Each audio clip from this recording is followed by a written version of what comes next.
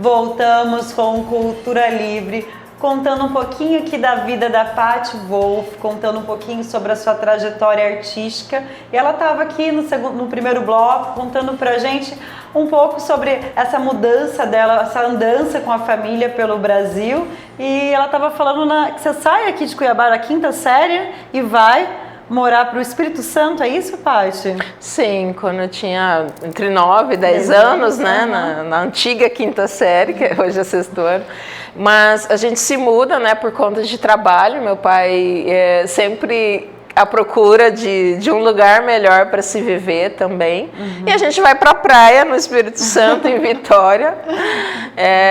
Mas né, as coisas não dão certo lá em Vitória e a gente se muda novamente. Então, o que começa foi assim, vários anos andando. A gente mora no Paraná, a gente morou no Rio Grande do Sul, então, que daí até retornar para cá em 2005, né? Então, você acaba tendo essa vivência também, desse olhar mais ampliado, né, para o Brasil. E isso também acaba vindo para sua arte, tipo, esses lugares, essas lembranças. Como que é trazer isso, essa vida sua também cotidiana com a família do seu pai, se mudar? Acaba tendo algo que reverbera aqui na sua arte, Paty?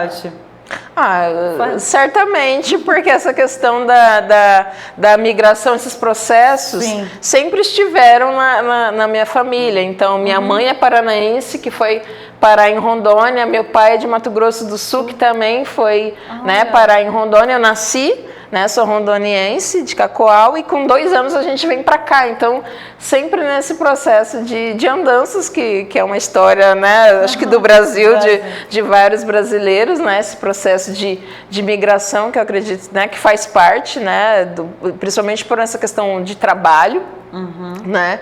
E com certeza tudo isso vai atravessando também as minhas histórias, essas memórias, sempre vai também. E foi muito legal naquele período de conhecer vários lugares, né? Eu, assim. Uma adolescente ainda. Sim, né? Sim. A gente arrumava a mala no maior alegria, vamos, sabe, assim? E vamos para, né, se mudar. Mas sempre em contexto, assim, que a gente morou sempre na periferia, então sempre tem a escola pública, onde chegava a estudar em escola pública, então sempre esses contextos, contextos assim, que até trazem histórias assim, né, de bem complicadas assim, de morar, né, nessa vida, né, na periferia, mas que fazem parte, né, da minha história e com certeza estão nos meus desenhos, nas pinturas, na escrita. Paty, quando você começa a pintar, pintar seus primeiros quadros, como é que foi para você ver tipo, seu primeiro quadro ali pintado? Você falava, nossa, chega aquela sensação assim, não acreditar que aquilo seria possível, ou assim, sei lá, aquela coisa de ver materializado mesmo algo que você já fazia há muito tempo também. Como é que foi isso para você? É legal essa pergunta, porque assim, quando criança, eu trabalhava com alguns materiais até e outros suportes na madeira e tal. Só que eu não tinha grana para comprar, né? Minha mãe, assim, outras tintas, tela, sabe? Esse suporte. Eu pintava, assim, numa tábua, eu fiz um desenho numa tábua de carne, então, assim, com tinta colorida, aquela cola colorida, eu lembro que... Então, assim, quando criança. E quando, né, adulta, que eu pude comprar uma tela, que eu compro, né, uma tinta acrílica, um pincel, né, um pincel bacana, que eu escolho o pincel, claro que é outra coisa e a gente, assim, nossa, sabe, assim, aquela experiência, se eu tivesse tido quando criança, ia ter sido maravilhoso, né, e as possibilidades dos vários materiais, né, aquela coisa, eu acho que, por isso que é muito importante esse fomentar da arte, quando criança, esse acesso aos materiais, assim, sempre volta um pouco nessa questão, mas... É necessário falar. Sim, mas é por conta que quando... eu até brinco assim, que viver no quarto de despejo, né? Eu sempre trago Carolina Maria de Jesus, essa vida, né, no quarto de despejo, trazendo essas dificuldades, né? E quando a gente vai, né, que eu depois da faculdade, eu brinco que eu vou para casa de alvenaria, né, uma situação financeira melhor, né, e aí a gente olha para trás e enxerga o quanto seria potente se eu tivesse acesso a esses materiais lá atrás, né?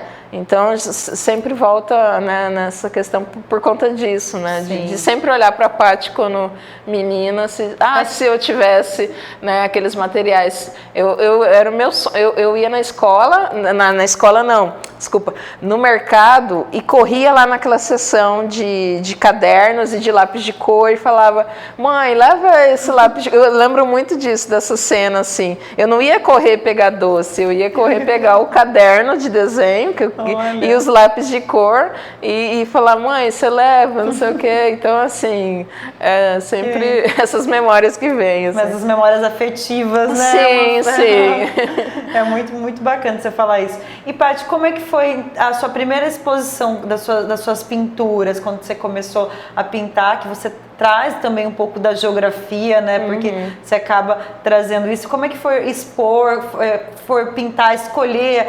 Você tem algum artista que você te inspirou para escolher as cores? Como é que foi isso para você?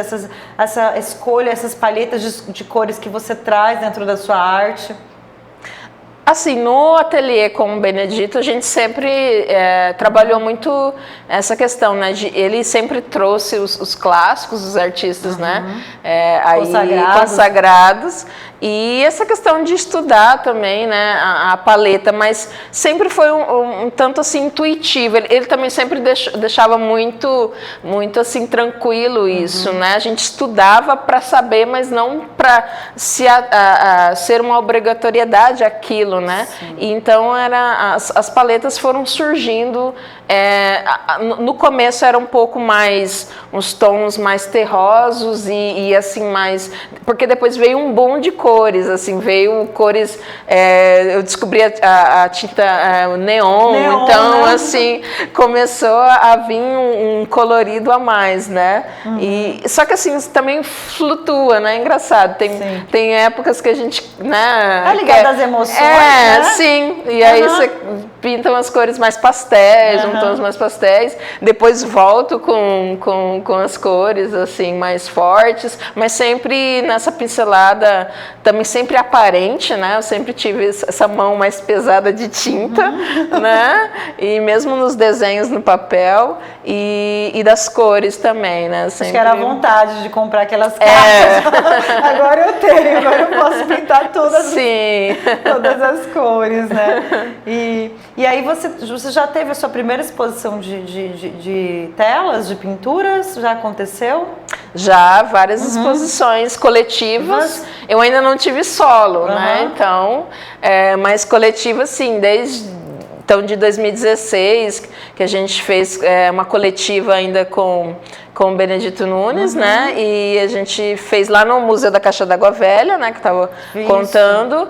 E natureza substantivo feminino, lá no Museu de Arte de Mato Grosso, no MACP, no MISC, já expus também tela e escultura também, né? E as suas telas hoje, para essas pessoas que quiserem ver, elas estão expostas em algum lugar? Como é que está hoje as suas pinturas, a sua cerâmica? Ou para entrar em contato com você, olha, eu gostei dessa pintura. Você faz também sobre encomenda, por exemplo, olha, eu quero uma pintura, assim, tem isso ou não? Como é que você trabalha através da pintura e da cerâmica? Bom, meu processo artístico, ele é por uma vontade minha, no sentido assim, né, não é sob encomenda, né, é uma demanda, né, dos temas que eu quero pintar, né, e claro, sempre olhando salões, exposições, sempre de olho também num calendário, né, em trazer também para essas exposições, mas trabalho com encomenda também. Na pandemia, essa questão da venda ficou um pouco não assim tão aparente, né? Então todo esse processo de venda, acho que para todos os artistas, né? Essa questão da crise econômica também tem apertado um pouco, né? Então, assim, mas as exposições estão correndo mais no virtual. Então, desde 2020 que eu tenho participado de exposições virtuais. Tem uma agora no MISC que está acontecendo, do Brava Festival, que tem pinturas e esculturas.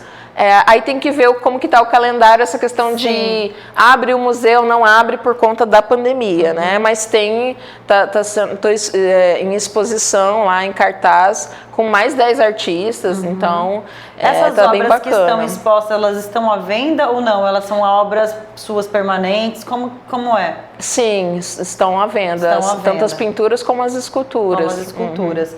E você tem um acervo pessoal, assim, seu, que você fez? Esse acervo é um xodó, algo assim que ficou ali para você ou não? Como que é? Sempre tem obra que a gente fala, essa aqui vai ficando, e a gente fala, não, porque é para ficar mesmo. Mas assim, mas tem bastante obra também à venda. Eu tenho trabalhado o virtual, essa questão do virtual trouxe essa preocupação para ficar mais atenta a ter uma vitrine, né, mais um site. Então, né, a gente começa a se preocupar com isso, né, que antes não era, né, uma preocupação tanto por conta de você estar no circuito das exposições. Então, essa movimentação sempre era muito física, né? Quem queria comprar arte ia nas exposições, porque as exposições estavam acontecendo bastante, né? Então, toda vez a gente estava mesmo, sim, né? O Sesc, né? A gente ia para as feiras, sempre levei trabalho para as feiras também. E quando vem o virtual, então surge essa demanda agora muito mais forte de ter um site. Então, eu estou me organizando para ter todo esse ambiente também, que é um portfólio virtual para... Se tem interesse de entrar, ver as obras que estão disponíveis, tem bastante obra disponível, então, bastante obra em processo também. E você traz, assim, por exemplo, esse conjunto de obras foi feito a partir desse tema. Acontece isso, inclusive cerâmica e pintura se misturam com o mesmo tema. Eu estou pesquisando esse tema e surgiu isso, e aí você vai pintando e vai fazendo a arte e é tudo envolto desse mesmo tema. Acontece ou não? Também, também. Só que apesar na cerâmica e na pintura o estilo ser um pouco mais diferente, só que os temas sempre estão muito ligados, né, de pesquisa. Só que surge muitos temas na cabeça, então essa coisa assim, eu tenho essa coisa de criar uma série, eu não tenho tanto, porque é uma coisa assim muito que floresce assim vários temas ao mesmo tempo. Então às vezes na cerâmica é um tema e na pintura é outro, por conta que eu acho assim que às vezes a cerâmica não dá conta do que eu quero expressar, então eu tenho que ir para a pintura. E aí, às vezes, a pintura não consegue, assim, materializar aquilo que eu quero, então eu volto para a cerâmica, e agora a escrita, e aí eu vou para a escrita. Quando os dois não me satisfaz, eu vou para a escrita. Então... Não, essa multiartista que não para, né? Sempre eu estou em fazendo alguma coisa. Muito legal. E dentro da escrita, Paty, você caminha pelo conto, pela crônica, qual que são os seus caminhos dentro da escrita? Por onde você procura se manifestar dentro da escrita? Então, eu sempre li muito romance, que é essa escrita mais narrativa, de história, uma história longa, né? Personagem conflitos, sim, né? E aí eu me encontrei escrevendo contos, que é uma narrativa mais curta, mas que tem tudo isso, né? Esse personagem, esse conflito, né? E a poesia, já escrevi algumas poesias, mas elas... vem assim, vem um pouco mais, seria uma narrativa poética, então um conto mais poético, né? Mas o que é forte mesmo que tem sido são os contos mesmo. E aí, essa parte escritora nasce também junto com a maternidade, que a gente estava falando. É o Léo, né? Sim. Olha o Léo trazendo aí essa mãezona toda, porque a maternidade também é um momento que a gente reflete muito enquanto mulher, né? Então aí vem vem essa escrita toda durante a maternidade. Como é que foi para você? Foi durante a gestação, no pós-parto? Como que nasce essas primeiras narrativas, essas primeiras histórias? Eu sempre fui muito ativa, igual a gente estava comentando, de estar fazendo tudo, né? Escultura, pintura, e aí, só que com a maternidade, no finalzinho da maternidade, a gente começa a não conseguir nem respirar direito, a respiração fica até ofegante com aquele barrigão. E assim, o barro, pelo peso de mexer com barro, de sovar ali, eu deixei um pouco de lado. Falei, não, vamos, né, dar uma pausa.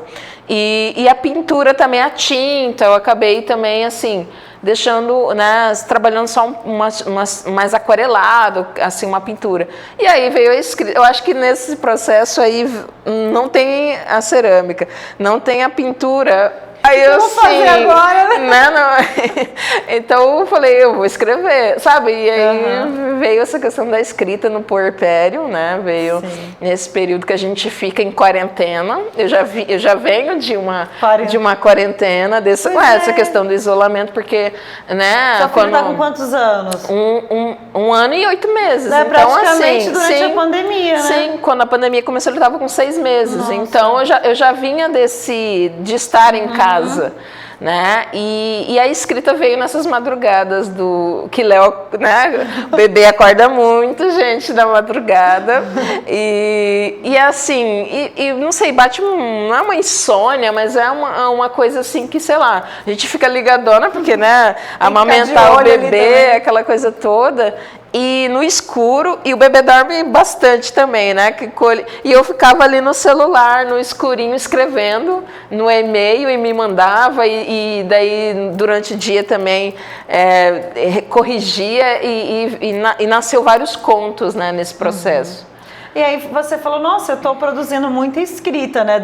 Aí como é que você começa a pensar em levar o que você está escrevendo para produzir um livro, né? Que aí vem o seu primeiro livro e aí já tem o segundo livro e aí você, né? É tudo muito rápido, né, Paty? Sim, é tudo muito intenso.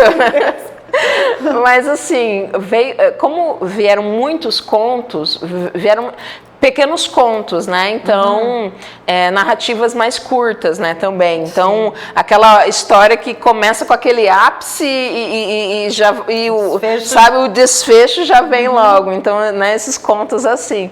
E vieram muitos que dava já um compilado, já tinha, né? E veio o edital, né? O edital Estevão de Mendonça, né? Tinha um período ainda, né? E aí eu falei, será que, né, que rola eu fazer inscrição, né? Nunca tinha publicado nada, alguma coisa que eu jogava ali na internet, e minha mãe, uma das incentivadoras, ela falava, isso aqui dá um livro, acho que você tem que publicar. Ela falava isso. Eu ia perguntar se tem alguém que leu isso e falou, não, sim, tinha outros escritos que ela falava, olha, eu acho que isso aqui dá para você publicar sim.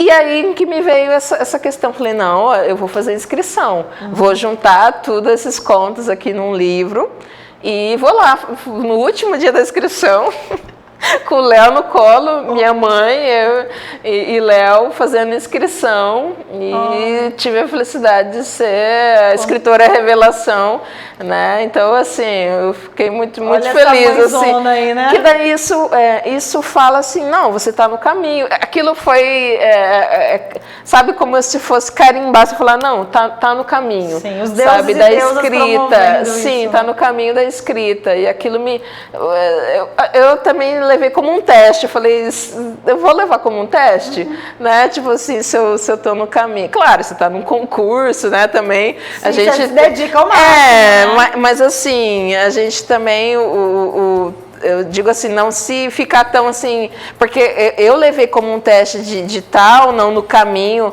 mas se não fosse aprovado, eu acho que também não era, talvez, aquele momento. Então, agora o que eu falei, assim, a gente tem que fomentar esses sonhos dentro da gente e não desistir na primeira também, né? É exatamente aquele lugar. Quem tem um sonho vai chegar em algum lugar, Sim. senão a gente vai ficar ali parado, né? É importante. Sim. E eu acho que também aquela coisa de você também não se frustrar se não foi, é meu primeiro, eu tô testando, eu nunca fiz isso, né? Eu tô fazendo agora. E aí você recebe essa premiação que fala... E você traz a ilustração também para esse livro? A ilustração é sua ou ele não tem ilustração? Eu não conheço o primeiro livro. É, que ele é o primeiro livro, mas ele tá saindo do forno, como Pássaros no Céu de Aruanda. Ai, que lindo o nome. Então, um livro de contos, contos curtos e microcontos também. Então, ele é um livro que chega também nessa semana, acho que tá chegando nessas semanas, e é um livro que traz memórias sobre um tempo, né, dessa escravidão no Brasil, e traz histórias de personagens também de muita luta. Então, apesar de trazer dores, né, de ser memórias desse passado escravocrata, mas traz também essa luta pela desigualdade social. Então traz outros temas que permeiam a vida dessas personagens, né? De sempre muito de lutar, né, pelos seus ideais, também pela liberdade. Né? Então sempre é um olhar da liberdade do dia a dia, mas também da liberdade dos corpos, né? E da liberdade também de ousar, mulheres, sempre nessa procura dessa liberdade também, né? Que incrível isso, né? Eu acho que tudo que você traz é a sua vida mesmo, né, Paty? Não tem como não permear esses caminhos. E aí a gente fica agora com o último bloco aqui com a Paty Wolff, contando para ela sobre esse livro que vai ter agora uma live de lançamento. E aí a gente convida vocês para a gente contar um pouquinho desse último livro que ela está publicando agora e que vai ter o lançamento. Então fica com a gente aqui no último bloco do Cultura Livre. Obrigada!